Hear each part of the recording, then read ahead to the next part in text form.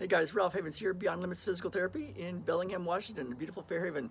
Today's video is about how to come back from an injury, a running injury, if you've been out for a week, 2 weeks, months, more than a few months.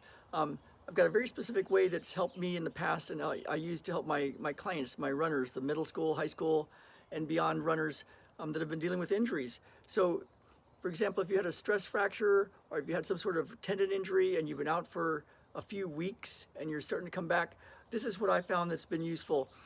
We take the average number of miles you've run over the past, say, 3 months or 6 months.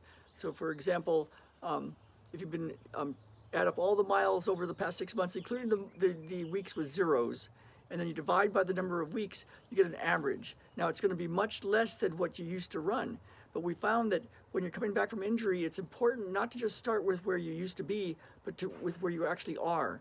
So even if it's ridiculously low, that's the starting point, and then that can help you build back stronger. And the key at that point also is to make sure you have some days that are a little more stress, like a little more miles, a little like that, and some days that are less stress. So you have hard days, not really that hard, but more mileage, and some lower mileage days.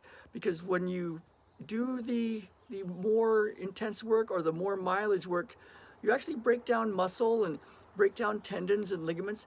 Bones take a little stress. If you rest, they actually build back stronger. It's kind of like weightlifting, you know? You tear things down, and then you don't do arms every day. You take a rest from the arms, and the muscles build back stronger. If you just keep going mileage and mileage and mileage, it never gets a chance to rest. And the rest is when you build the muscle and the tendons and the bones and the heart.